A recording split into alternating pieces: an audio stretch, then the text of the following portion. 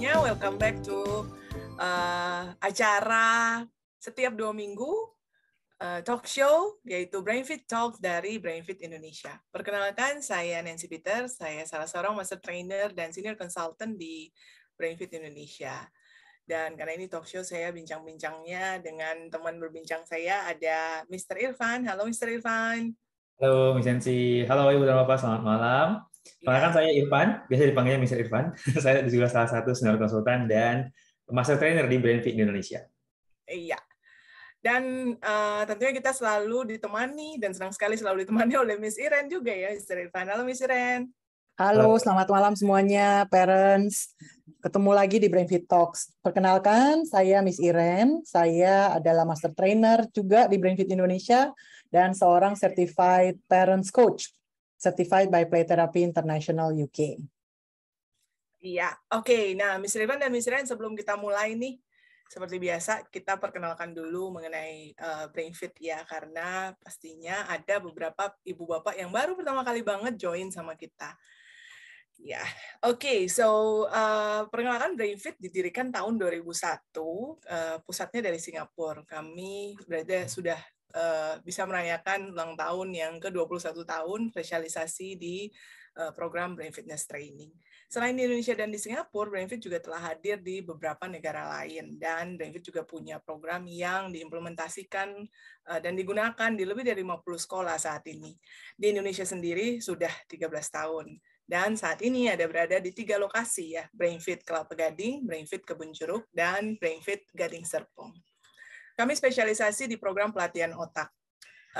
Konsep Brain Fitness Training atau program pelatihan otak ini berasal dari salah satu terobosan di ilmu neuroscience yang menemukan bahwa otak kita ini ternyata sifatnya seperti otot. Otot bisa diperkuat untuk bisa ngangkat beban lebih berat.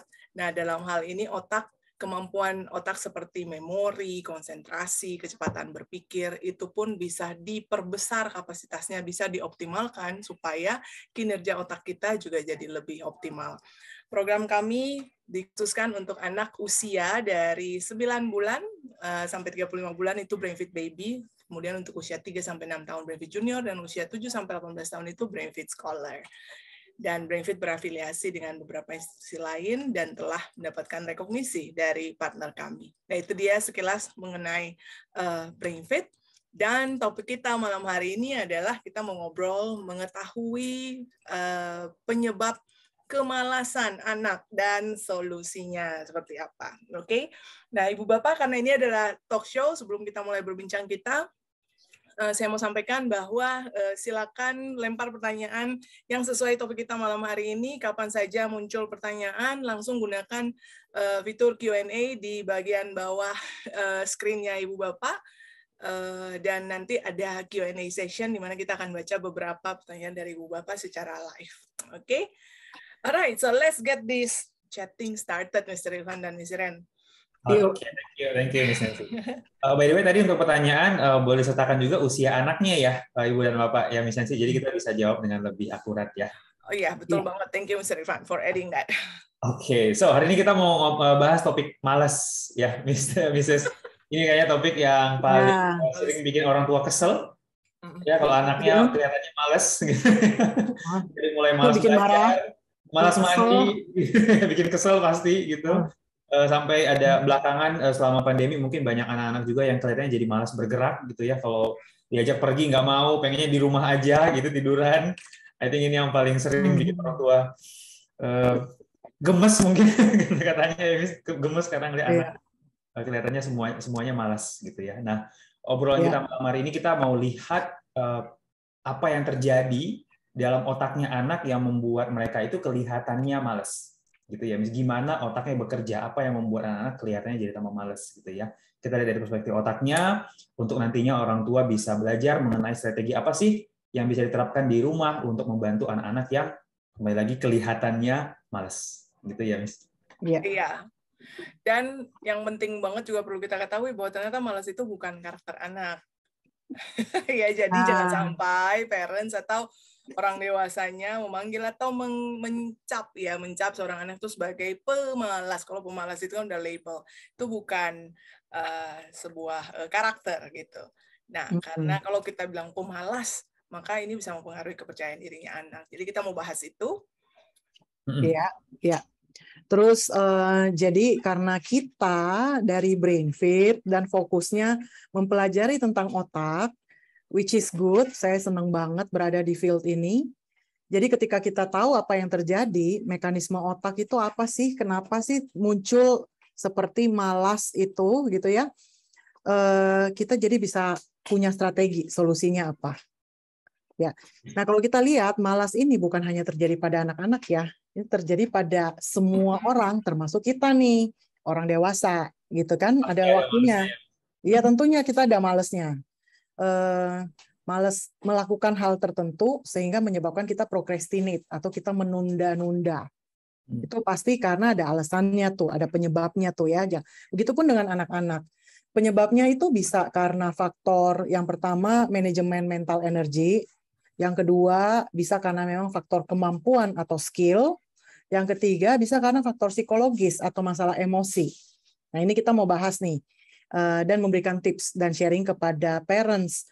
Pertama, identifikasi dulu yang mana sih yang menjadi faktor kemalasannya anak, gitu ya, yang penyebabnya itu. Kemudian setelah itu apa yang bisa dilakukan. Betul Bang. Mungkin kita mulai lihat dari tadi Miss Iren sebutkan soal ada faktor kapasitas otaknya ya, Miss, kapasitas mentalnya ya. Ini kapasitas energinya. Energi otaknya, betul. Tadi Miss Nancy sempat bilang bahwa otak kita itu sebenarnya nggak ada yang malas ya, Miss. Iya. Ya, Miss Nancy dan Miss Iren. Jadi kalau tadi Miss Nancy sempat sebutkan bahwa otak itu seperti otot basically. Nah, ini mungkin kita jelasin dari segi otot ya, Miss. Sama orang tua bayangkan aja kalau misalnya otot tubuh kita belum kuat, terus kita disuruh angkat beban yang lebih berat daripada kemampuan otot tubuh kita gitu ya, pasti ada kecenderungan kita untuk menghindar, yang menunda pekerjaan tersebut karena secara fisik itu berat untuk diangkat. Otot saya nggak cukup kuat untuk mengangkat hal tersebut. Contoh yang paling sering saya pakai adalah kalau kita nggak pernah ikutan jogging gitu ya, jarang ikutan jogging, terus tiba-tiba besoknya ada teman kita yang ajakin kita ikutan maraton, kemungkinan besar kita pasti cari-cari alasan untuk nggak ikutan maratonnya gitu. Apakah itu membuat kita malas? Ya nggak dong, nggak fair kalau dibilang itu malas karena secara fisik kita belum kuat untuk jogging aja, belum kuat apalagi harus ikutan maraton. Secara fisik ototnya nggak kuat gitu ya. Nah di otaknya kita pun juga ternyata mekanisme lebih kurang sama. Kalau misalnya di otak kita ini belum cukup kuat, kemudian kita diminta untuk melakukan sesuatu pekerjaan gitu, dan ada kemungkinan kita akan menunda. Ada kemungkinan kita akan cari-cari alasan gitu ya. Sama seperti tadi contoh yang misalnya sebutkan, orang dewasa juga kadang procrastinate. Coba deh cek apa yang kita procrastinate. Kebanyakan yang kita procrastinate adalah sesuatu yang sebenarnya kita tahu itu berat untuk kita lakukan. Iya, iya. Atau sebenarnya bisa kita lakukan, tapi untuk saat ini lagi kehabisan energi. Lagi kehabisan kapasitas gitu ya, misalnya saya habis capek ngapa-ngapain, terus tiba-tiba ada yang ngajakin bertukar pikiran gitu. Nah, bertukar pikiran itu kan memakan banyak energi mental ya. Sementara untuk saat ini mungkin cadangan saya tinggal sedikit yang hanya bisa dipakai buat nonton gitu misalnya. Ya, saya udah nggak sanggup lagi gitu untuk nonton drakor biasanya, menghabiskan itu buat drakor. Jadi saya nggak kuat gitu untuk melakukan itu. Jadi itu mungkin yang terjadi sebenarnya pada anak-anak juga, ketika kadang orang tua ngelihat kayak kok males sih gitu. Kalau saja kita bisa berhitung dan kita bisa ngelihat ada baterai meternya gitu untuk energi mental, mungkin saat itu orang tua nggak akan dengan cepat mengecap bahwa oh ini males gitu. Tapi mungkin orang tua bisa melihat indikatornya, oh mental energinya lagi kurang banget, udah habis mental energinya gitu. Sayangnya nggak ada indikatornya ya, seperti handphone kita nih, baterai itu ada indikator kan? Ya, kalau mental energi enggak. Jadi orang tua perlu lebih sensitif di dalam men-spot mental energi kapasitasnya anak. Oke. Jadi mental energi ya. Jadi ada faktor ini yang sangat-sangat menentukan apakah kita nih terlihat seperti malas atau masih punya energi untuk rajin. Kalau lawannya malas itu untuk mengerjakan suatu hal, untuk menyelesaikan suatu tugas ya. Iya. Oke. Apa yang bisa dilakukan oleh parents ya, Miss, jika dan Mr. Irfan, jika ternyata kita sudah mendeteksi ternyata penyebab yang membuat anak kita terlihat malas ini adalah mungkin karena dia nggak bisa olah mental energinya. Karena mental energi juga perlu diolah ya. Harus ada sistem manajemennya. Iya. Betul banget. Kayaknya salah satu yang paling sering kita lihat, kita ajak orang tua untuk melihat adalah mungkin dari jadwalnya anak-anak sendiri kali ya. Sekarang kayaknya anak-anak itu lebih sibuk dari kita, gitu ya. Bangun pagi-pagi udah harus berangkat sekolah jam 6:30 udah ada di sekolah, terus sekolah habis pulang macet, kemudian banyak les-lesan dan sebagainya gitu ya. Kemudian belum bagi PR dan sebagainya. I think salah satu yang orang tua bisa coba pastikan adalah coba dicek jadwal anaknya. Meskipun memang semua yang kita berikan ke mereka pasti untuk kebaikannya mereka gitu ya, les pelajaran itu untuk masa depan mereka dan sebagainya, tapi ada beberapa anak-anak yang mungkin mental energinya tidak cukup untuk melakukan semua hal yang kita mau mereka lakukan. Jadi mungkin ada beberapa aktivitas yang perlu diurutkan prioritasnya, beberapa aktivitas yang prioritasnya tinggi mungkin perlu dilakukan, tapi mungkin yang prioritasnya lebih nggak terlalu tinggi gitu ya, mungkin perlu dipertimbangkan ulang. Gitu. Mungkin manage jadwalnya anak, ya tidak hanya bebannya tapi juga timingnya. Gitu pasti mungkin di antara satu jadwal dengan jadwal yang lain. Kalau misalnya kedua hal tersebut adalah hal yang berat, misalnya pelajaran atau les, mungkin jedanya harus cukup. Ya. Nggak boleh jedanya jangan terlalu dekat mungkin ya. Itu membantu anak-anak untuk dapat kesempatan untuk recharge mental energinya. Iya. Oke. Kalau dari saya itu tadi penting banget yang Mr. Irfan sampaikan ya. Berarti kalau bisa sudah ada rutinitasnya supaya transisi dari satu kegiatan ke kegiatan lainnya itu nggak terlalu banyak memakan mental energi. Kemudian pengaturannya itu ya, yang berat, setelah yang berat kasih yang ringan dulu, setelah itu baru istirahat, nge-recharge, baru kasih yang berat lagi gitu. Jadi di dalam mengatur jadwal.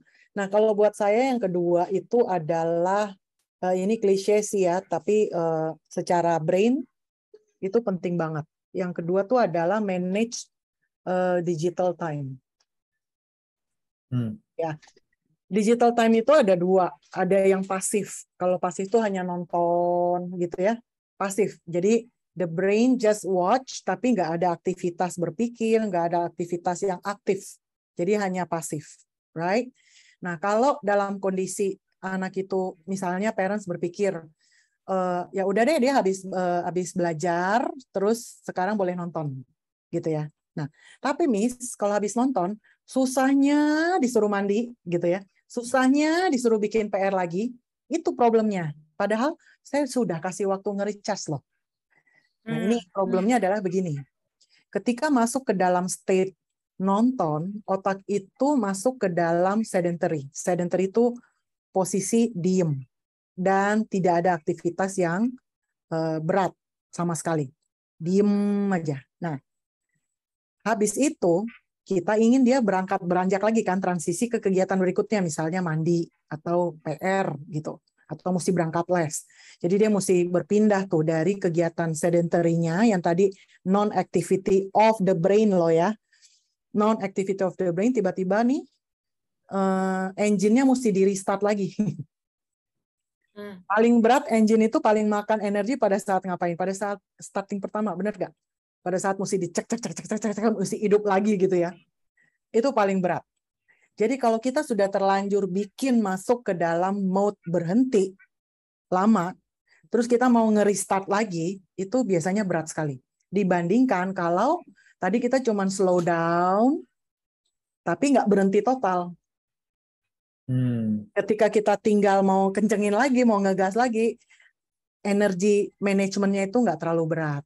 Nah, inilah yang menjelaskan kenapa, padahal saya sudah kasih waktu nonton loh, Miss.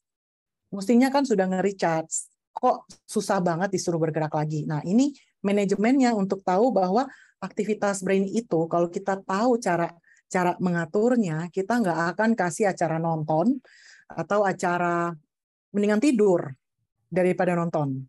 Karena tidur itu at least the brain istirahat gitu. Begitu dia bangun, waking up, kasih waktu jeda, udah bisa langsung start, dibandingin kondisi nonton. Ya, oke. So that's it. Itu sih mengerti bahwa you cannot, ketika kita atur momentumnya, itu perlu bijaksana. Jadi kalau orang anak-anak yang lagi nonton, meskipun kelihatannya kayak lagi istirahat, Istirahat dong, ya. justru membuat mental energinya tambah cepat habis gitu ya, Miss? Iya, satu dia cepat habis karena nonton itu kan bukan tidur. Nonton itu tetap ada activity yang bagian otak yang aktif, tetapi bagian yang dia aktifnya visualnya aja gitu. Meskipun Right? secara fisik anaknya nggak ngapa-ngapain ya, Miss, tapi Secara otak fisik enggak, tapi otaknya bekerja dan visual aja gitu. ya. Gitu ya, dia nggak berpikir, dia nggak ngapa-ngapain, malah fisiknya nggak bergerak gitu. Iya, betul. Right? Jika mereka lakuin bergerak terus tapi agak lebih rileks gitu ya, nggak terlalu banyak. Yang penting jangan gunakan gadgetnya sebagai istirahat. Yes. Gitu ya, Miss. Oke. Terus ada lagi nih gadget time. Kalau bukan yang nonton pasif, gadget time yang main game. Itu dianggap sebagai hiburan. Main game itu seru banget. Itu adalah kegiatan digital time yang aktif. Ya kan? Because ketika kita main game, otak kita itu terus-menerus mengambil keputusan. Right? Seru kan? Mesti nembak nih, mesti belok nih, dan lain-lain. So your brain is constantly in an active mode. Ya udah, bagus dong. Bagus, tetapi kalau setelah itu masih butuh dia belajar, masih butuh dia bikin PR atau mandi gitu ya, atau ngapain deh sesuatu yang sebenarnya dia nggak suka, dia butuh besar banget mental energinya untuk bergerak dan transisi ke kegiatan tersebut. Dengan menghabiskan mental energinya di game, setelah itu sisanya udah nggak ada, udah kurang banget. Ya udah terjadilah penolakan, cranky, moody, berbagai macam jenis-jenis penolakan gitu kan, yang ditunjukkan oleh behavior-nya dia. Right. Ya. Intinya mah jangan pakai gadget aja ya, Miss, untuk istirahat. Iya. Yes. Mendingan jangan. Nah, gadget terus kapan? Ya setelah itu nggak ada lagi kegiatan berat yang perlu kita minta dia lakukan, yang seharusnya dia selesaikan. Ya. Oke, thank you, Miss Iren.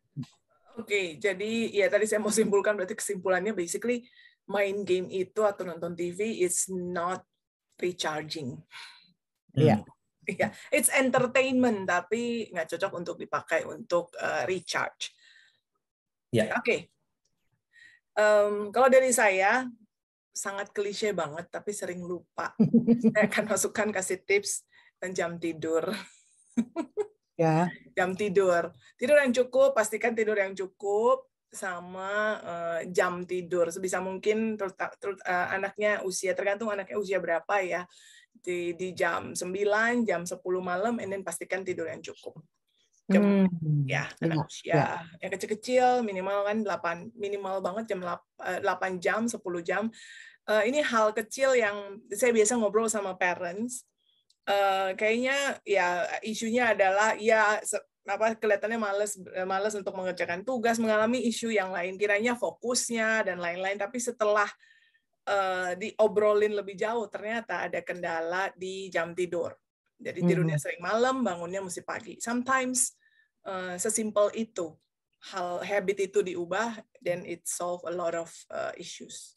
Iya, termasuk malas, ya nggak? Ya, termasuk malas, ya, karena basically habis kalau kurang tidur kan otaknya juga pasti capek, badannya juga capek gitu. Iya. So itu dia topiknya tentang mental energy management. Iya, beberapa tips untuk manage mental energi. Iya. Oke, nah selain dari sisi mental energinya sendiri, kita tahu kita Brainfit mempelajari kemampuan otak anak-anak gitu ya, nggak cuma si orang dewasa juga kita pelajarin cara kerjanya gitu ya. Kita juga mau memperkenalkan dengan orang tua dengan istilah yang baru ya, mungkin baru untuk orang tua, yaitu namanya output skill ya. Problem disebutnya ya. Nah, mungkin bisa jelasin lebih jauh nih, Miss. Apa tuh output problem, Miss? Oke. So otak kita ini kan adalah mesin ya, mesin pengolah informasi. Right? So, otak itu menerima stimulus atau menerima informasi secara visual, secara auditori, secara experience, apa yang kita rasakan di lingkungan kita, otak kita tuh memahaminya, menerima input. And then setelah itu untuk mengerti atau mempersepsikannya, dia melakukan processing. Processing yang penting disimpan di memori gitu ya, atau berpikir, proses berpikir itu adalah processing. Kemudian setelah itu otak itu harus memberikan output. Jadi input, processing, output. Nah, biasanya behavior yang kelihatannya malas itu biasanya itu sama dengan output issues. Jadi ketidakmampuan otak untuk melakukan fungsi outputnya ini. Dia ngerti inputnya, dia bagus di processingnya, tapi dia kekurangan atau susah di outputnya. Output itu apa aja? Macam-macam output kan, menulis, ngomong, berkomunikasi, bercerita, melakukan sesuatu, to do, to execute, melakukan sesuatu. Jadi itu output. Makanya yang parents sering bilang, dia tuh tahu, Miss, mesti ngapain. Dia tuh ngerti segala-galanya, cuman dia nggak mau aja ngerjain. Right? So that means inputnya oke, processingnya oke, but outputnya nggak ada. gitu. Oke, so biasanya parents bilang bahwa dia nggak mau. Tapi today, hari ini saya ingin sampaikan kepada parents bahwa ada learning difficulties atau kesulitan yang dialami oleh kemampuan otak dalam hal output. Jadi bukan orangnya nggak mau, tapi memang dia punya kesulitan khusus otaknya untuk mengeluarkan output tersebut. Ya, kendala di output juga bisa terjadi kayak gini. Anak itu ngerti, dia processingnya, dia inputnya paham, processingnya oke, dia tahu nih dia mau ngapain. Tapi ketika dia melakukan atau dia membuat sesuatu, jadinya nggak seperti yang dia bayangkan. Itu karena ada gap atau ada kesulitan antara kemampuan berpikir yang sebenarnya sudah oke, tapi dengan gap-nya itu adalah kemampuan untuk membuat atau melakukan dan mengeksekusi. Yang kata lain berarti sebenarnya bukan anak yang nggak mau ya, Miss, tapi memang nggak bisa sebetulnya. Memang nggak bisa dan memang ada kendala di sistem brain yang berkaitan dengan output. Tergantung outputnya itu di masalah output language yang berkaitan dengan verbal. Jadi dia kesulitan ngomong, kesulitan mengekspresikan diri, kesulitan bercerita misalnya, kesulitan menulis, itu kan semuanya output.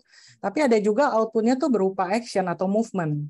Jadi kesulitan untuk bergerak, fine motor. Kalau kesulitan outputnya di fine motor, dia susah gitu untuk mengorganize atau ngatur-ngatur barang atau melakukan apa-apa gitu ya. Kalau problemsnya dia kebanyakan di gross motor, ya itu jadinya mager, kelihatannya kayak malas bergerak gitu. Padahal sebenarnya itu ada isu di koordinasi motorik, di core muscle dan lain-lain yang menyebabkan dia seperti malas bergerak. Sebenarnya itu adalah kendala, bukan malas karena sengaja. Iya. Saya bisa membayangkan informasi ini ya, bahwa ternyata ada yang namanya output issue atau output problem itu benar-benar memberikan gambaran atau membawa pencerahan ya kepada parents. Karena saya bisa mengerti betapa bingung juga ya kita secara logika. Dia ngerti. Dikasih tahu dia ngerti, dicek understanding-nya dia ngerti, dia tahu. Tanyain, kamu ngerti nggak ini? Ngerti, gitu ya. Iya. Kamu tahu nggak mesti diapain? Tahu. Mesti gimana? Dia bisa ngomong gitu kan. Iya. Mesti begini, mesti begini. Ayo coba kamu lakukan. Kayaknya nunda-nunda, kayaknya nolak gitu-gitu kan? Iya. Iya. Jadi stres banget ya berasa. Aduh, ya gampang banget kalau kita bilang ini anak nggak motivasi atau ya itu males dia nggak mau gitu. Ternyata ada yang namanya output problem. Yes. Oke. Dan itu adalah brain skills ya. Jadi bukan faktor kesengajaan, tapi itu memang lemahnya brain skills tertentu yang berkaitan sama mengeluarkan output. Right. Ya. Nah, tadi Miss Iren mention nih, saya dengar bahwa output issue itu kan ada berbagai macam ya, Miss. Ada, bisa berbeda-beda untuk setiap orang. Ada yang masalah outputnya di ngomongnya, mengkomunikasikannya. Ada yang untuk menulisnya. Kalau dia secara verbal bagus, tapi kalau bikin karangannya atau tuangkan idenya ke dalam sebuah presentasi misalnya, itu kesulitan. Ada yang dalam hal action-nya melakukan planning-nya. Jadi macam-macam. Nah, apakah ada caranya untuk parents cari tahu, Miss, ini memang mengalami output issues kah? atau memang ada kendala lain? Dan kalau misalnya memang output issues itu masalah spesifiknya yang mana? Apakah yang di bagian writing, bagian action? Gitu. Bagaimana caranya parents bisa tahu output issues-nya itu? Ya, karena ini adalah masalah brain skills. Jadi menurut saya kita nggak bisa menebak-nebak gitu. Sebaiknya kita melakukan assessment. Dan inilah yang salah satunya adalah BrainFit juga punya assessment itu gitu ya. Kita sebut dengan cognitive assessment atau CogMap. Jadi boleh saya minta tolong Mr. Irfan coba share dan jelaskan di BrainFit bagaimana kita mencoba untuk mapping apakah anak ini punya output issues atau enggak, dan kalau iya di bagian mana? Sure. Saya coba share. Udah kelihatan belum ya layarnya, Mrs.? Yes, udah. Sudah ya. Oke. So tadi assessment yang Miss Iren dan Miss Nancy sebutkan namanya adalah Cognitive Map Assessment, Ibu dan Bapak. Ini adalah assessment yang kita ciptakan di BrainFit dari pengalaman kita lebih dari 20 tahun mempelajari dan meningkatkan kemampuan otak anak-anak. So Cognitive Map ini adalah alat tes yang kita gunakan untuk mapping tadi untuk memetakan cognitive skill-nya anak-anak atau kemampuan kognisinya mereka. Kemampuan kognisi ini adalah istilah yang kita pakai untuk menjelaskan bagaimana otak kita bekerja, dan bagian-bagiannya tersebar di seluruh otak kita basically. Jadi ada bagian visual, ada bagian auditori atau bahasa, motorik, fokus, dan juga emosi. Di semua bagian ini ada cognitive skill-nya masing-masing. Nah, cognitive skill ini kita ibaratkan seperti fondasi gedung ya, Ibu dan Bapak. Jadi banyak tugas-tugas yang kita berikan kepada anak-anak itu kita ibaratkan seperti beban yang kita berikan kepada mereka. Nah, kalau yang namanya beban, misalnya ibaratnya ini gedung, kita bikin gedung yang lebih tinggi, dan fondasi gedung tersebut harus sama kuat dengan beban si gedungnya sendiri. Kalau tidak, cepat atau lambat akan ada kendala. Nah, ini yang kita mau ukur, si kemampuan fondasinya ini, atau si cognitive skill-nya tadi. Sudah sesuai belum dengan beban yang kita berikan kepada anak-anak kita? Beban ini bisa jadi beban dari sekolah, misalnya kalau mereka punya PR, punya proyek yang harus dikumpulin minggu depan gitu ya, belum lagi PR dari tugas dari kita gitu, harus disuruh harus chores di rumah, harus rapiin kamarnya mereka dan sebagainya. Itu semua adalah beban untuk otaknya. Kalau fondasinya nggak kuat, ini yang tadi membuat ada kemalasan yang kita lihat dari anak-anak.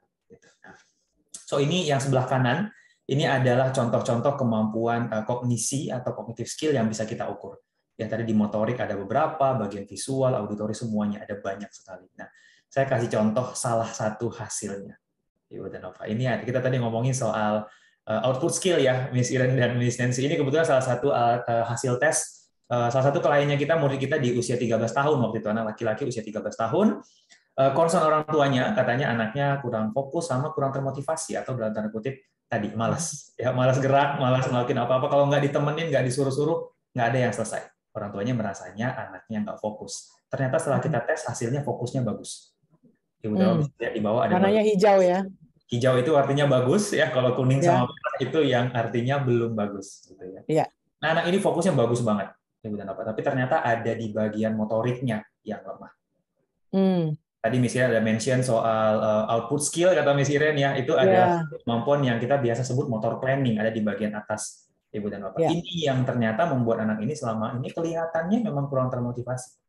Kelihatannya malas ngapa-ngapain, bukan karena dia nggak fokus atau dia beneran malas, tapi bener otaknya nggak tahu harus ngapain. Iya, karena motor planning itu ternyata adalah kemampuan otak untuk membuat perencanaan, mesti mulai dari mana dulu ketika saya ingin melakukan apa-apa. Nah, kalau motor planningnya merah, berarti anaknya bingung mesti mulai dari mana, gitu. Betul. Kalau kita bingung mesti mulai dari mana, kelihatannya kayaknya pengen ditunda-tunda aja deh, gitu kan.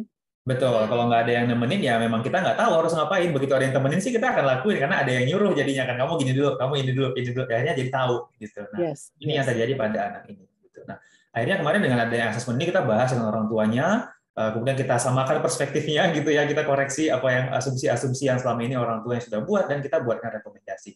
Contohnya anak ini kemarin kita cuma saran dia untuk banyak olahraga, terutama olahraga yang terstruktur, yang ada coach-nya, kemudian mereka lakukan dalam waktu berapa bulan kelihatan anaknya jadi sedikit lebih termotivasi kelihatannya gitu ya. Nah, ini adalah contoh. Punya inisiatif mau melakukan gitu ya.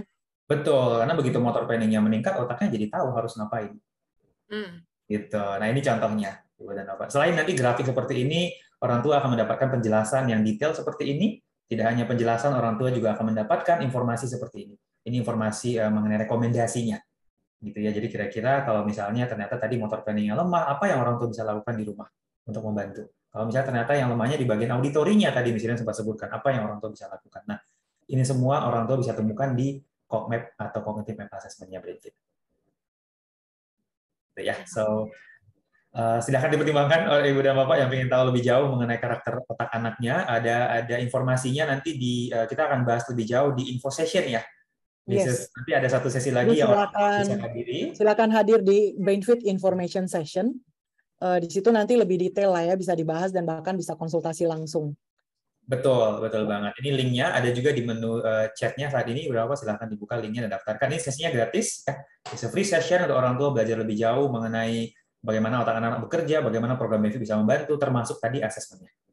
Iya. Gitu, ya. Oke, itu aja Miss. Kita lanjut. Ya, saya jadi teringat tadi lihat motor planning itu ya, profil anak itu, Miss Iren dan Mr. Irwan. Saya nggak tahu Miss Iren sama Mr. Irwan pernah nggak merasakan ini. Saya sebagai orang dewasa aja cukup sering merasakan ini, di mana pada saat lagi tugas lagi banyak banget, kayaknya banyak banget dan semuanya rasanya seperti prioritas, nggak tahu mulai dari mana, akhirnya end up doing nothing. Iya.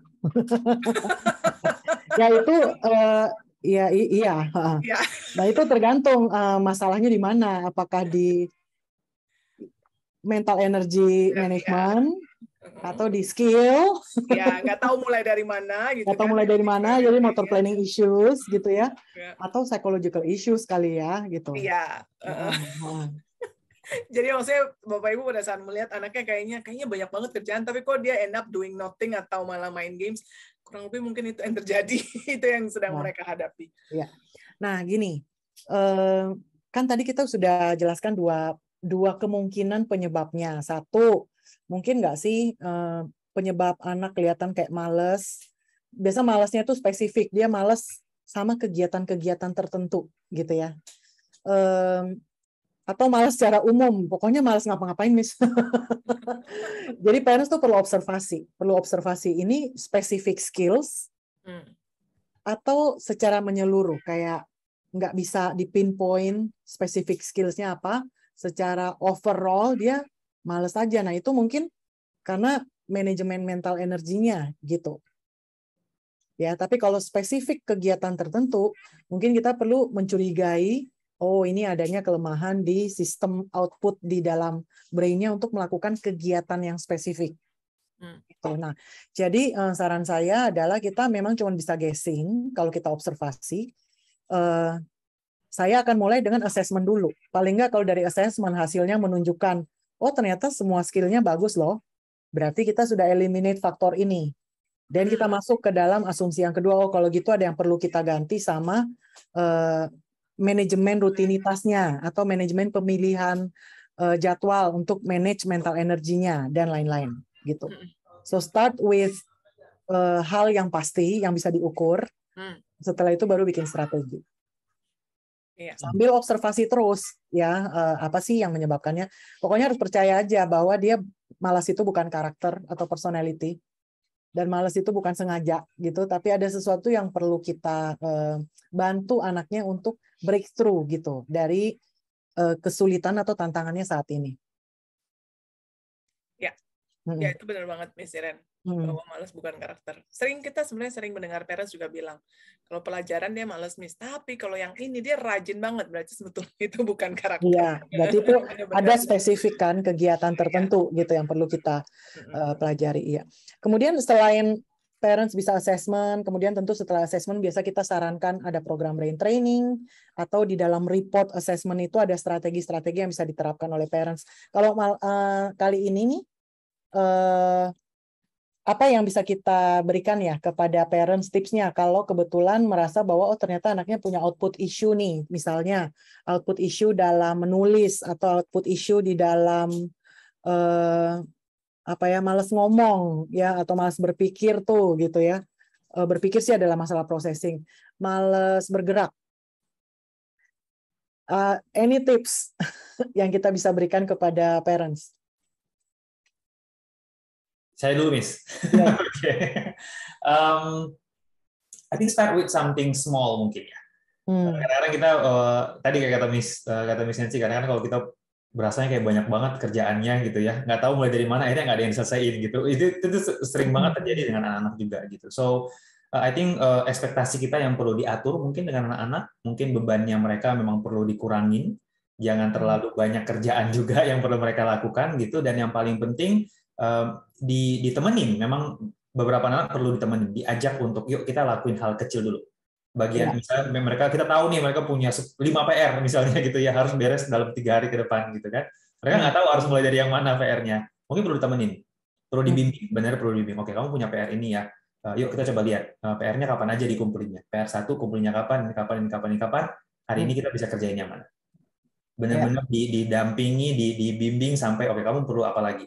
Mungkin mereka masih akan bingung, nggak tahu harus ngapain lagi gitu kan. Kayaknya kamu perlu buku deh. Coba cari buku mata pelajarannya. Ini kira-kira butuh siapa nih? Ini kamu butuh kontak gurunya nggak? Atau perlu bisa tanya temennya nggak? Jadi benar-benar di breakdown sampai sebegitunya supaya mereka merasa bahwa tugasnya itu is not that hard. Iya, iya. Kan ceritanya mereka punya output issues ya. Jadi kan mereka memang nggak bisa figure it out himself atau herself. Jadi nggak bisa tuh bikin planning seperti itu. Jadi memang perlu dibantu. Betul.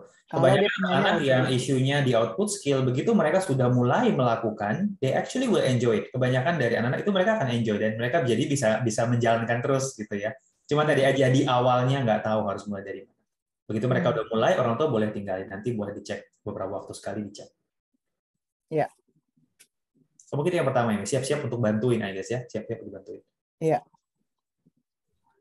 Mungkin kalau saya boleh tambahkan just di atas yang tadi tipsnya Mr. Irfan, yaitu basically dibantuinnya, kalau tadi Ibu Bapak perhatikan Mr. Irfan kasih contoh-contohnya itu jangan bantu hasil akhirnya ya. Jadi don't do things for them, otherwise itu mereka akan selalu terus perlu dibantu gitu. Jadi dibantunya di breaking down-nya ya. Breaking down-nya. Cara pikirnya mungkin step-stepnya gimana kalau gini aja, tapi biarkan mereka lakukan itu sendiri, tapi di chunk ya, jadi small step banget. Iya, iya. Kalau saya juga punya ide sih, kalau kita sudah break it down gitu menjadi 2 atau 3 pilihan, mungkin kita boleh offer juga mana yang kamu ngerasa bisa lakukan sendiri, mana yang kamu butuh bantuan. Biarkan dia memilih, oh aku yang bisa lakukan sendiri yang ini, oke kamu kerjakan dulu. Setelah itu ini yang butuh bantuan, berarti ini yang berat nih, gitu kan? Buat dia, oke, kita at least tahu dan kita bantu, kasih tipsnya, kasih scaffoldingnya dan lain-lain dibantu di situ. Right, ya. Yeah. Biasanya anak yang kelihatannya malas ngapa-ngapain, terus kalau ditawarkan mau ditemenin nggak, mau diajarin nggak, biasanya akan langsung iya. Ya. Coba tawarin. Biasanya langsung iya. Nah, memang problemnya adalah parents bilang, mau dibantuin sampai kapan, Miss? Gitu ya. Sudah kelas 5 deh, gitu ya. Masa mau dibantuin terus sampai kapan? Memang benar sih. Makanya kalau masih bisa mengejar, ini idealnya, brain skills, kapasitas input, processing output, kalau bisa itu dikuatkan sebelum masuk ke kelas 4 sebenarnya. 4 SD.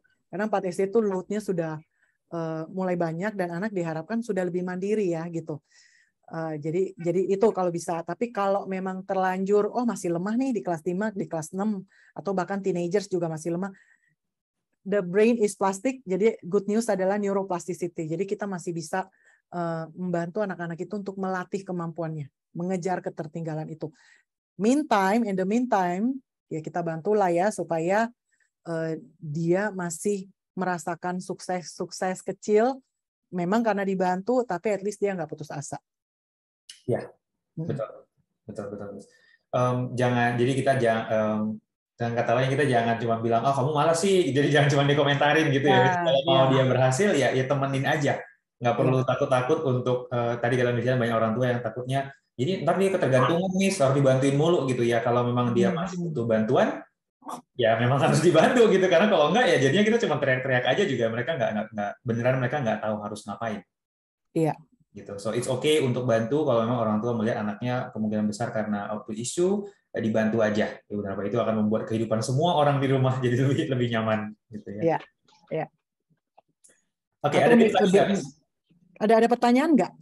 Saat ini kayaknya udah pada kejawab ya Miss pertanyaannya. Tadi ada soal map, kemudian soal ada beberapa orang tua yang share anaknya kelihatannya malas, tapi kayaknya udah tercover sedikit demi sedikit dengan tips yang kita berikan. Gitu. Oke. Mungkin kita lanjut dulu kali ya. Nanti kita lanjutkan. Ya. Oke. Tadi kita sempat bahas kalau misalnya sempat mention di awal itu ada faktor anak-anak yang karena mental energi ya Miss, kemudian ada faktor output problem di mana kita udah bahas dua-duanya, sama tadi Miss Iden sempat disebutkan soal faktor psikologis kalau nggak salah ya. Anak-anak kelihatannya malas ya. Iya. Ini maksudnya gimana, Nes? Kalau faktor psikologis. Contohnya gimana ya? Apa sih yang kita sebut sebagai faktor psikologis mungkin ya? Is it right question? Ya, I think so. Iya, jadi apa saja ya yang apa saja ya? Alasan psikologisnya. Jadi gini, kalau kurangnya kemampuan, jadi kayak kapasitas mental energinya dia kurang, terus dia jadi males atau kelihatannya avoidant, itu pasti mempengaruhi psikologis atau emosinya, gitu ya.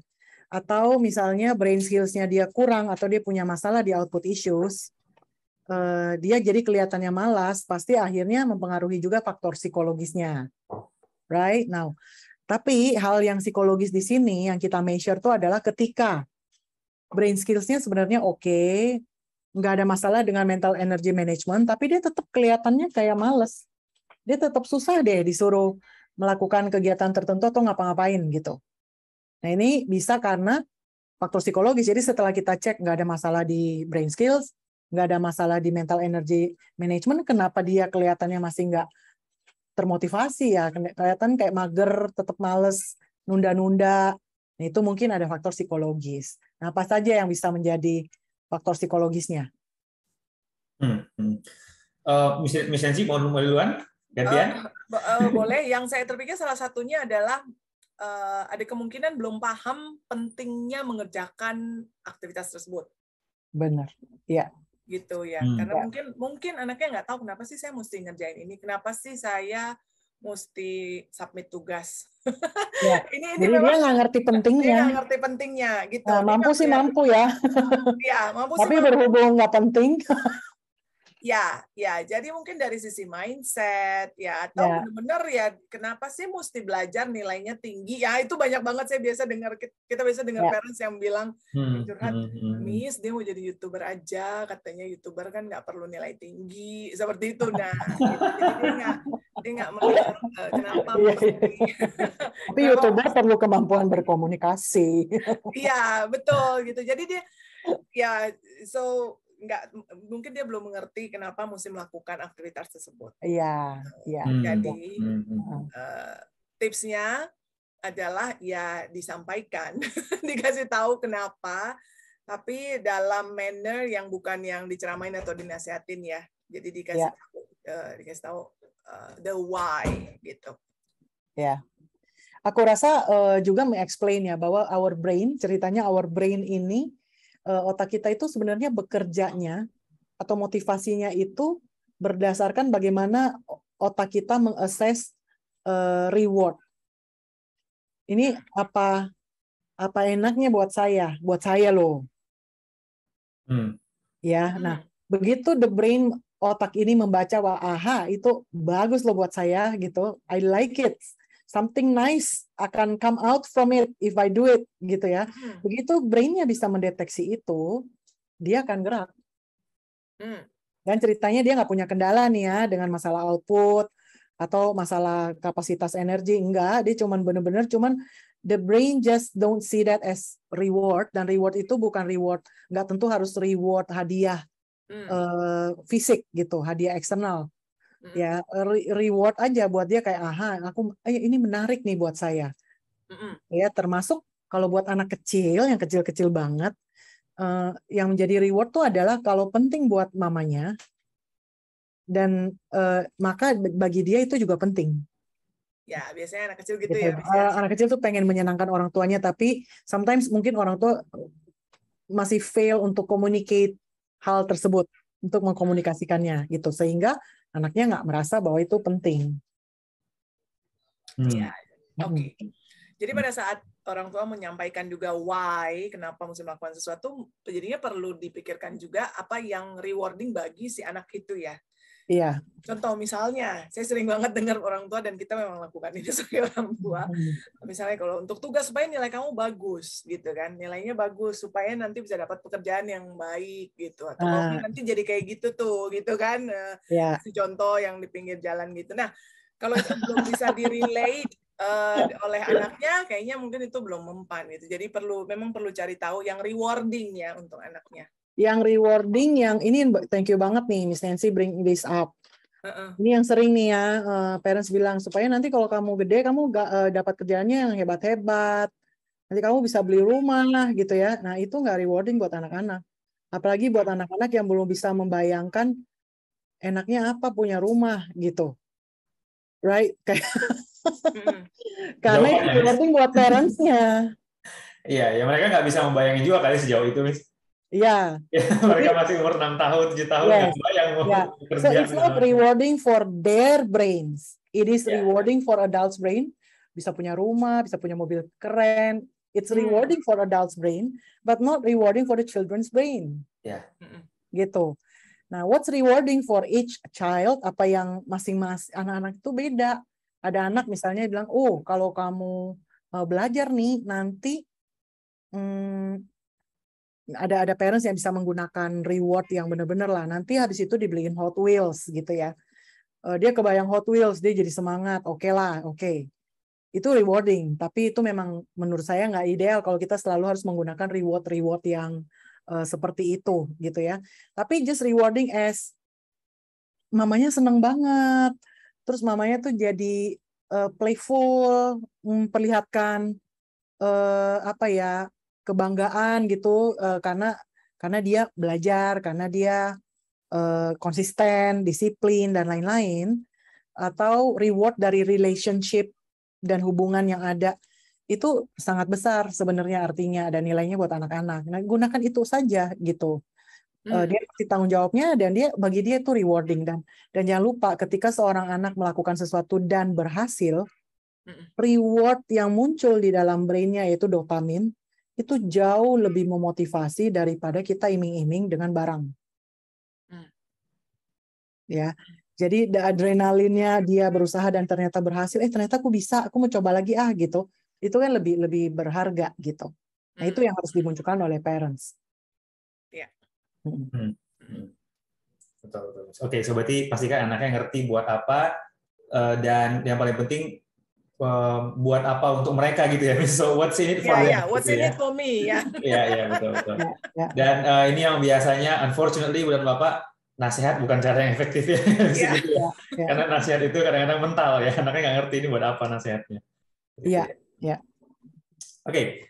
Kalau another contohnya adalah anak-anak yang justru tadi ini berhubungan dengan tadi yang Miss Iren sebutkan ya, Miss, anak-anak yang merasa berhasil itu mereka akan semakin mau melakukan sesuatu gitu ya, Miss. Tapi ada juga anak-anak yang justru terlalu perfeksionis, terlalu pengen mastiin hasilnya harus bagus, kalau nggak usah dilakuin sama sekali gitu ya. Justru ini yang membuat mereka jadinya kesulitan untuk memulai atau kelihatannya jadi malas untuk melakukan sesuatu. Sebenarnya karena malas, tapi lebih kepada takut hasilnya nggak sebagus yang mereka harapkan.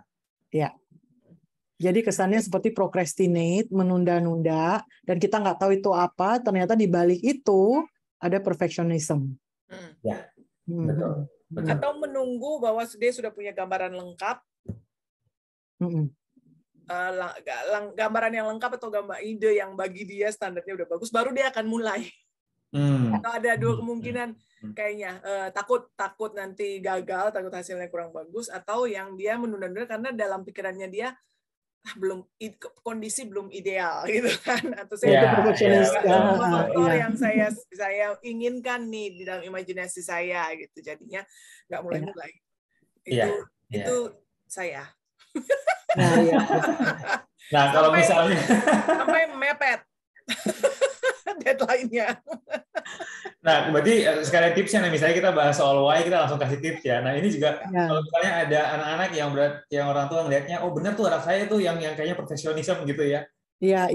Tipsnya, Miss. Apa yang bisa orang tua lakukan jadinya? turunin standar, enggak ya? Turunin standar ya. I would say tanya kali ya.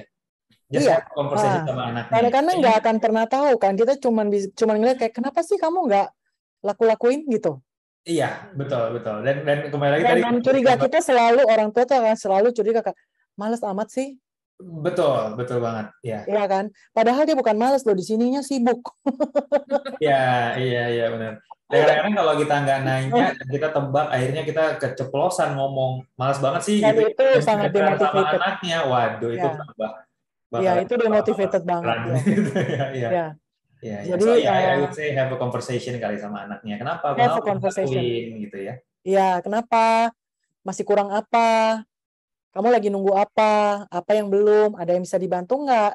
Yuk kita mulai aja dulu yuk. Apa yang kamu takutin? Jadi talk about emotional condition-nya dia, anxiety-nya dia apa? Gambarannya apa? Coba ajak ngomong. Ya. Nah, dengan begitu anak akan merasa dimengerti. Sehingga mungkin dia mau berbagi. Dari situ mungkin biasa parents akan nyesel deh kalau nuduh bahwa ternyata dia malas padahal dia sibuk banget. Dia udah mulai bergerak di sini tapi nggak jalan-jalan. Iya benar. Ya, itu beberapa tipsnya juga ya Miss sekalian ya untuk orang tua yang mungkin merasa anaknya challenge-nya, tantangannya justru dari segi psychological-nya. Ya. Ada satu lagi dari saya yang bisa terjadi karena faktor psikologis atau emosi itu adalah unmet emotional needs. Jadi ada kebutuhan emotional needs dari anak yang tidak terpenuhi sehingga emotional tank-nya tidak terpenuhi. Misalnya kebanyakan anak emotional needs-nya itu adalah the needs for connections. Dia butuh untuk bisa berinteraksi sama parents, dia butuh ada cuddling time, playing time, ngobrol-ngobrol, butuh ngerasa connect sama trusted, dipercaya. Jadi ada koneksi emosi itu, dan itu akan menjadi sumber energi untuk dia melakukan dan mau cooperate. Biasa dia bukan nggak mau cooperate, nggak mau kerjasama gitu, tapi dia memang nggak punya emotional tanknya itu nggak terpenuhi, sehingga nggak punya modal untuk memaksakan dirinya untuk melakukan hal yang berat-berat. Gitu ya. Nah, so just check. Kadang-kadang kalau kita lihat anak tuh lagi males banget, susah banget, coba deketin dan ajak main. Bikinin masakan, bikinin sesuatu. Trying to make that connections atau bridge atau jembatan untuk connect aja. Once you get the connection, setelah itu mungkin dia then tiba-tiba punya energinya untuk melakukan apa yang seharusnya dia harus lakukan. Because sometimes it's just emotional tanknya kosong. Right. Ya, so pokoknya dengan catatan bahwa memang dia punya skillnya ya, skillnya oke, dia bisa sebenarnya lakukan. Cuman ada faktor psikologis atau emosi. Tapi kalau ternyata skillnya kurang, maka whatever we do, tadi dengan kita ajak ngomong, mungkin perfeksionis, dengan kita kasih tahu why, dengan kita making connection sama dia, tapi tetap aja dia susah untuk melakukan. Kenapa? Karena memang faktor skillnya, bukan dia nggak mau. Skillnya yang nggak punya, gitu. Nggak punya yang cukup. Jadi butuh intervensi yang lain. Ya, betul. Ya. Oke, so banyak banget sebenarnya penyebab-penyebab yang mungkin. Jadi PR nih buat parents yang hadir, yang mendengarkan ini, mungkin mau tahu apa ya penyebab kemalasan anak dan solusinya apa. Ini semua kemungkinannya, right? Tugas parents adalah mengobservasi. Kemudian mencoba aja, just try, mencoba berbagai kemungkinan itu. Iya, betul. Betul Bang. Dan untuk orang tua yang berasanya kayak observasinya kayaknya susah, bingung gitu ya, yang paling gampang ya ambil asesmen gitu ya, misalnya karena ada asesmen itu udah orang tua asesmen dulu, betul. Jadi orang tua udah nggak perlu mikir lagi nih anaknya kenapa, udah ketahuan apa yang kira-kira membuatnya kelihatannya malas. Jadi orang tua bisa fokuskan energinya untuk menerapkan solusinya. Yes. Gitu ya. Oke.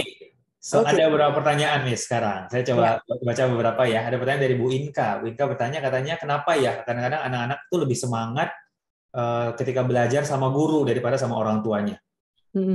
Nah, ini kita gimana? Dan gimana cara orang tuanya menanggapi hal tersebut ya? Yang benar ya, Miss, kayaknya banyak anak-anak yang begitu ya. Malasnya mereka di rumah itu kayak berkali-kali lipat gitu. Kenapa tuh kira-kira? Iya sih. Kalau saya sendiri pengalamannya adalah saya nggak ngalamin itu karena I know what I did adalah I try to be fun sama mereka. Jadi ketika saya lagi ngajarin, saya tanya dulu yang susahnya di mana, gitu ya. Tapi yang pasti nggak sambil emosi. Soalnya biasanya yang setahu saya orang tuanya pakai acara emosi-emosian sih, gitu. Jadi Gimana kalau guru nggak akan berani emosian ya, Miss? Karena kalau guru nggak gitu berani, ya. nggak berani, nanti dilaporin. That makes sense ya. Tapi juga saya harus mengakui bahwa saya kan adalah guru juga gitu ya, coach juga, dan saya juga adalah moms. Saya rasa memang as mom saya lebih mudah emosi ke anak saya dibanding ke anak orang. Ya. Because konteksnya adalah professional konteks, ini kerjaan saya gitu. Right? Jadi saya lebih banyak sabar. Herannya kenapa kalau sama anak kesabarannya tipis. Ya, itu masih misteri, Miss. Kita belum bisa menjawab itu. So what I do, karena saya tahu kesabaran saya tipis, jadi saya pastiin gini loh, sebelum saya duduk mengajar dan temenin dia bikin PR, hal yang dia nggak ngerti, saya makan dulu, saya mandi dulu, saya recharge myself, tarik nafas 10 kali, and then ayo ya kita belajar, gitu kan. Dan I make commitments bahwa saya nggak mau ngomel-ngomel. Ayo langsung solution focus gitu. Susahnya di mana? Tadi kurang apa? Ayo. Jadi saya mikirnya itu adalah saya lagi coaching. Saya lagi membantu dia untuk belajar, dan kalau dia nggak bisa, saya nggak usah jadi emosi gitu. Karena dia belum bisa. Jadi berarti ngajarinnya gimana? Ngajarinnya gimana? Biasa ibu-ibu tuh buang energi banyak dengan mengeluarkan kalimat-kalimat yang menghabiskan energi dan nggak guna. Misalnya, kamu ngapain aja tadi di sekolah? Ya. Emang gurumu nggak jelasin? Emang kamu nggak dengerin? Kok teman kamu dengerin? Kok kamu enggak? Gitu kan? Itu 10 kalimat menghabiskan energi yang dengernya juga capek, ibunya juga jadi capek gitu. Right? So we are not going into solution focus. Itu kali yang bikin anak-anak kadang-kadang nggak begitu enjoy belajar sama parents-nya. Ya. Mungkin faktor yang lainnya juga ini dari segi mungkin dari segi behaviornya gitu ya, Miss. Kebetulan itu field-nya yang saya pelajari gitu. Behavior anak-anak itu yang paling besar efek memotivasi mereka itu sebenarnya adalah peers-nya mereka. Ketika mereka ngelakuin sesuatu bareng teman-temannya gitu, bukan cuma saya yang menderita istilahnya gitu, yang lain juga melakukan hal yang sama gitu kan. Belum lagi mungkin ada pujian yang akan diberikan temannya ketika mereka melakukan hal dengan lebih bagus. So ada efek yang lebih besar terhadap perilakunya kita ketika datangnya dari sesama peers-nya kita. Iya, betul. Gitu. Jadi memang secara natural ya tugas orang tua yang lebih berat untuk motivasi anak-anak di rumah gitu ya, terlepas dari tadi kita jaga emosi sendiri, memang untuk anak-anak sendiri mereka melihat di rumah itu cuman mereka dan orang tua yang melototin gitu. Jadi berasanya pasti akan naturally pasti akan lebih berat. Gitu. So apa yang bisa dilakukan orang tua yang tadi Miss Iren sebutkan, I think is a very good example. Ya, bikin fun gitu ya, and then pastikan kita dalam mental state yang paling oke, semuanya nggak gampang marahnya ya, Miss. And then aku rasa as mom ya, saya selalu ngelihat waktunya belajar sama anak itu adalah bonding time. Waktunya saya memahami, oh ternyata dia masih susah di situ. Oh, ternyata kesulitan dia di sini. Oh, ternyata dia seperti itu. Jadi waktunya saya untuk memahami. Aku ngelihatnya seperti itu. That's why saya jadi nggak burden, nggak emosiannya gampang gitu. Sometimes aku rasa moms juga bisa ngelihat nemenin anak belajar sebagai chores. Dan itu pasti kalau perspektifnya kita sebagai chores, kayak aduh aku udah capek pulang, ini lagi PR, itu lagi, ini lagi. Ayo deh cepetan gitu kan. Nah begitu perspektif kita nggak kita benahi, emosi dan yang lain-lain itu anak bisa ngerasain. Ya. Walaupun mungkin kita udah jaga banget nih, nggak ngucapin macam-macam, tapi dia tetap bisa ngerasain bahwa bagi moms ini is a chore. duduk dan mengajar dan belajar sama saya, actually she doesn't really like it gitu. Ya, benar. Itu bisa kebaca sama anak-anaknya, Miss. Ya. Iya, benar. Oke, thank you, Miss. Semoga terjawab ya. Tadi saya lupa lagi namanya ya. So, ada beberapa pertanyaan lagi yang kayaknya saya akan jawab dengan singkat aja ya. Yes. Tadi ada pertanyaan mengenai dari Bu Meti, apakah anak sulit tidur atau kurang tidur mempengaruhi daya belajar atau malas? Tadi kita udah bahas ya. Ya, banget. Itu sangat-sangat berpengaruh karena waktu tidur itu adalah kesempatan recharge-nya anak-anak. Yes. Jadi simpelnya seperti itu ya, Miss. Jadi kalau charging-nya kurang, baterainya cepat lagi habisnya. Jadi muncul lagi malas-malasnya gitu ya. Kemudian dari Wica bertanya tadi, anak-anak dibantu sampai usia berapa? Again, selama mereka masih butuh bantuan basically, gitu ya, Miss. Jangan ragu-ragu untuk bantu anak-anak. Selama ada pandemi ini, kita sendiri banyak merekomendasikan kepada orang tua untuk memang perlu ditemenin, anaknya ditemenin aja sampai yang udah teenager sekalipun. Dan kalau ternyata masih butuh bantuan, itu justru akan membawa benefit yang lebih banyak. Yes. Jadi perlu diketahui juga bahwa brain skills-nya dia atau cognitive skills-nya kalau makin kuat, maka parents nggak perlu bantuin lama-lama, mungkin sampai anak kelas 3 gitu, anak kelas 4 sudah mandiri. Tapi kalau brain skills-nya lemah, memang butuh bantuan, ditemenin belajar, di support lebih panjang waktunya. Bisa mungkin sampai SMP masih perlu dibantu untuk manage. Oleh karena itu, coba lakukan brain skills assessment, kemudian coba tingkatkan kemampuan brain skills-nya. Betul banget. Ya. Kenapa tadi ini saya share lagi ya untuk para orang tua. Jadi tadi Benefit punya asesmennya. Asesmen ini bisa sangat berguna sekali untuk kita menemukan apa yang sebenarnya menjadi sumber masalahnya. Iya. So ini yang brain assessment yang tadi di. Iya. Ya. Oke. Iya. Ini saya ada baca pertanyaan dari Ibu Novita Simon. Apa yang mempengaruhi anak merasa harus perfeksionis ya dalam mengerjakan tugasnya? Ibu Novita, ini kita pernah membahas mengenai bagaimana membantu anak yang perfeksionis gitu. Oh iya. Itu salah satu topik kita, actually topik pertama kali banget ya, Mr. Irfan dan Miss Irene. Di YouTube channel kita. YouTube channel. Jadi Bu Novita silakan ke YouTube channel kita Brainfit Indonesia. Di situ ada topik-topik yang lampau juga. Salah satunya adalah mengenai perfectionism. Gitu ya. Perfectionism ini mungkin episode pertama apa kedua kayaknya gitu. Iya, kayaknya pertama atau kedua. Yang pertama, Miss. Ya, dulu ada bintang tamunya juga ya, Miss. Oh iya. Iya, anaknya juga perfeksionis waktu itu. Jadi dia share pengalamannya sendiri. Iya, so mungkin Ibu bisa refer ke situ, kita ngobrol-ngobrol gimana membantu anak yang perfectionism. Iya. Tapi selain itu, kalau memang anaknya kecenderungannya perfeksionis, dan apalagi kalau penting sekali jadinya Ibu, kita bisa bantu salah satunya adalah memastikan kemampuannya untuk memenuhi standarnya yang tinggi itu yang dia set untuk dirinya, juga jangan sampai tidak memadai, karena bisa kebayang seseorang yang punya standar tinggi, tapi pada saat dia mau usaha, dia lakukan kemampuannya agak jauh dari standarnya, bisa kebayang stresnya gitu ya, frustasinya. Seperti itu. Ya, betul. And it actually reminds me, Miss. Jadi semua sesi Brainfit Talk kita memang akan diupload di YouTube channelnya Brainfit Indonesia ya. Ibu dan Bapak, termasuk sesi malam hari ini, beberapa hari ke depan Ibu dan Bapak bisa menemukannya di YouTube channelnya Brainfit Indonesia. Sudah ada hampir 40 episode sepertinya di sana. Yang berbeda-beda semua. Silakan untuk orang tua yang ingin belajar lebih jauh mengenai parenting, perkembangan anak, boleh coba kunjungi YouTube channelnya, dan siapa tahu ada judul yang cocok dengan kebutuhannya ya. Iya, oke. So kayaknya udah jam 8:30. Bisa kita udahan dulu kali ngobrolnya ya. Thank you ya Ibu dan Bapak yang sudah hadir sejauh ini. Untuk event kita yang berikutnya di 2 minggu ke depan ya, Miss. Yes, 2 minggu ke depan. Tanggal 16 ya, tanggal 16. Saya akan share judul berikutnya.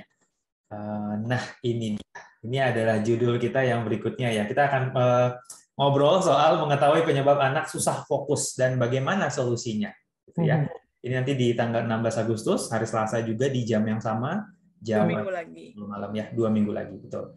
Nanti saat ini link pendaftarnya belum ada. Untuk orang tua yang pengen siap-siap join, boleh follow Instagramnya Brainfit @brainfitindonesia.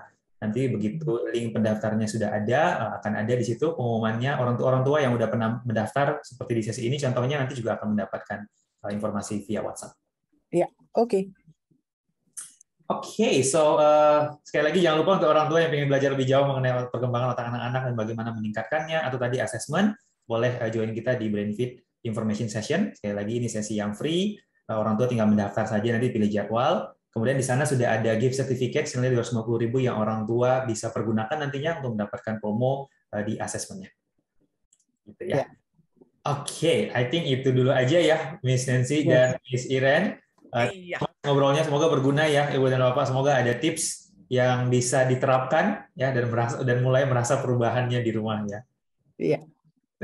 Oke, thank you everybody. Terima kasih. Selamat malam. Terima kasih Bu Bapak. Thank you Miss Iren, Miss Iren.